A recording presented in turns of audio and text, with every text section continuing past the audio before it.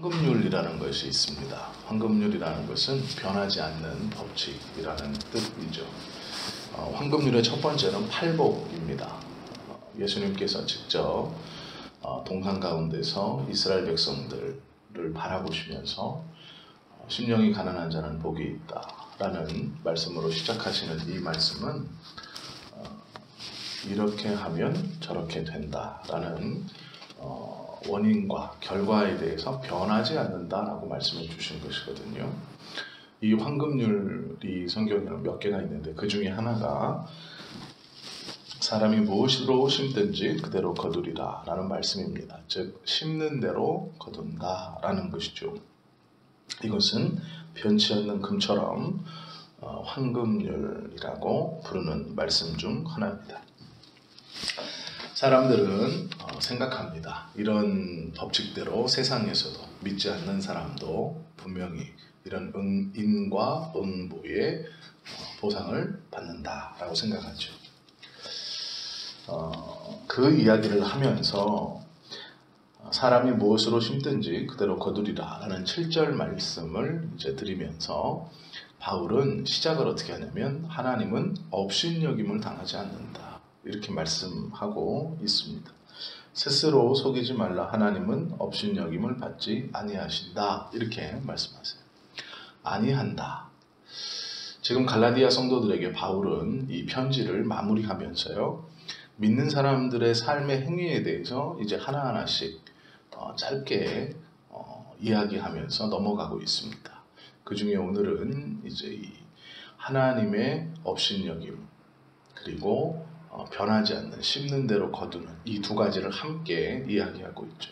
우리가 문맥을 보시면 바울이 무슨 이야기를 하려고 하는구나 라는 것을 알게 되죠. 위에 갈라디아서 5장을 쭉 보셨으면 성령의 인도함을 따라 성령의 9가지 열매를 맺으며 사는 삶은 영생을 거두고 육신의 소욕을 따라 육체의 정욕을 욕심으로 거두는 사람은 썩어 없어질 것, 즉 세상에서는 칭찬받으나 소용없는 것을 거둔다. 이 이야기를 하고 싶은 것이죠. 그러면서 바울은요, 오늘 7절에 하나를 더 붙여요. 그게 무엇이냐면 하나님을 업신여기는 자는 똑같이 하나님께 업신여김을 당한다 라는 말씀도 되는 거예요. 우리가 이 두 가지 말씀을 좀 보려고 합니다. 하나님은 업신여기지 않는다 라는, 그러면 업신여긴다 라는 성경의 뜻이 무엇인가? 이것을 좀 정확하게 알면 본문의 이해가 좀 빠릅니다. 7절에서 말씀하신 업신여김을 받지 아니하신다라는 말에서 업신여김을 받는다라는 말은 바보 취급당한다라는 뜻입니다. 무시당한다, 속임을 당한다 이런 뜻이에요. 즉 업신여기다라는 뜻은 악한 마음을 가지고 속이는 거예요. 앞에서는 웃고 뒤에서는 험담을 하는 사람과 같이 두 마음을 품고 있는 그러한 상태를 말하는 것이죠. 하나님은 그런 일을 당하지 않는다 이렇게 말하는 거예요. 우리말로 하면 하나님은 바보 취급을 당하지 않는다. 그러면 중요한 게 있죠. 무엇이 하나님을 바보 취급하는 것인가에 대한 문제예요. 이것이 우리의 개념과 히브리인들의 개념이 조금 다릅니다. 이거를 좀 명확히 알면 좋은데요. 우리가 바보 취급을 당한다라는 것은 제가 말씀드린 것처럼 앞에서는 웃고 뒤에서는 험담을 하는 사람, 이건 의견을 무시하는 것이건 뭐 이런 종류의 것입니다. 그런데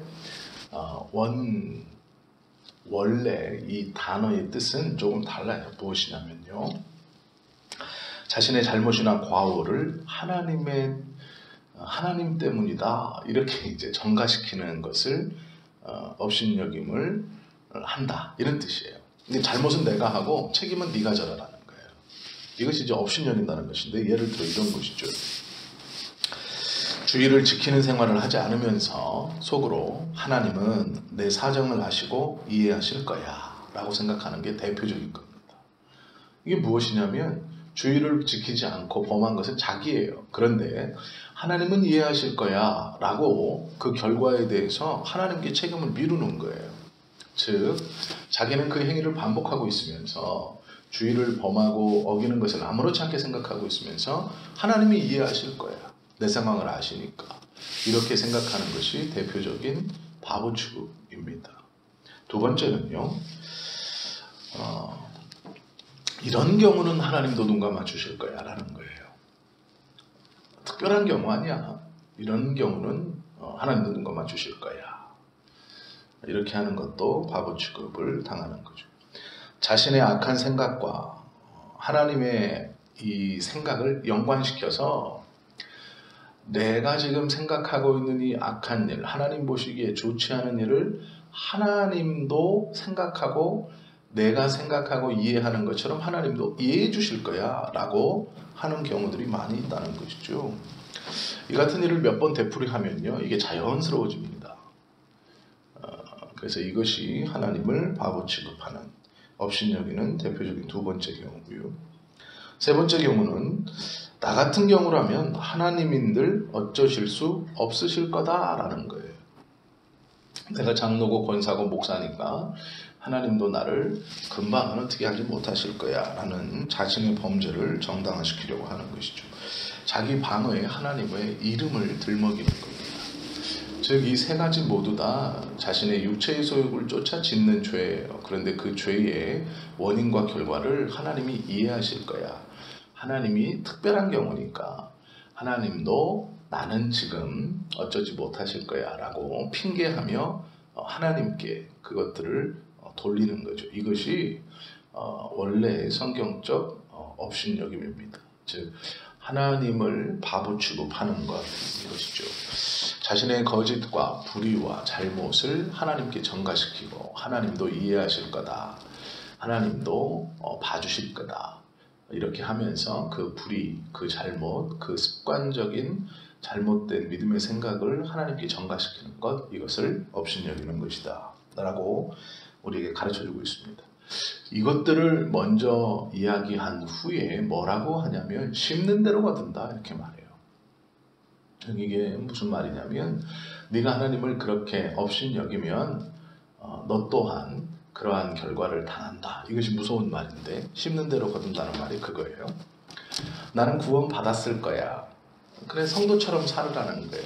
공동체도 허락해 주시고 그 안에 교제도 허락해 주시고 공동체에서 말씀을 통해서 맛보는 기쁨, 예배의 감격도 어느 정도 맛보아 알 수 있게 하세요. 흡사 성도처럼 살아가게 하세요. 그러나 마지막 날에 그는 구원 가운데 들어가지 못합니다. 왜 그럴까요? 자기가 하나님을 바보 취급했기 때문에 하나님도 그 사람을 바보 취급하시는 거예요. 성도인 줄 알았지? 아니다 라고 말씀하시는 거예요. 이것이 심는 대로 거둔다의 성경적 표현입니다. 하나님은 우리가 생각하는 것처럼 유머가 있으신 분도 맞아요. 그리고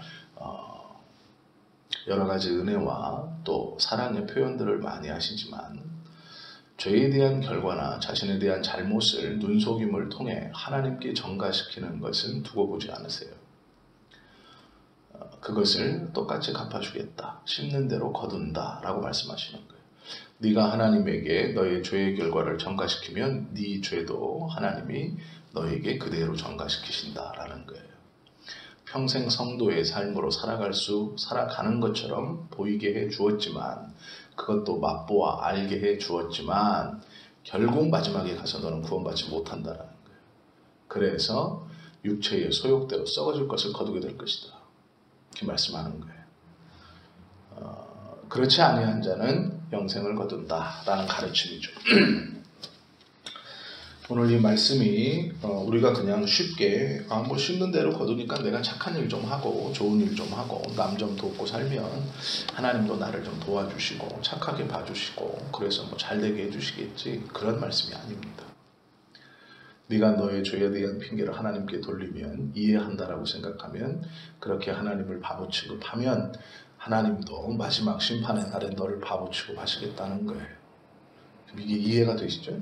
이 말씀이? 예.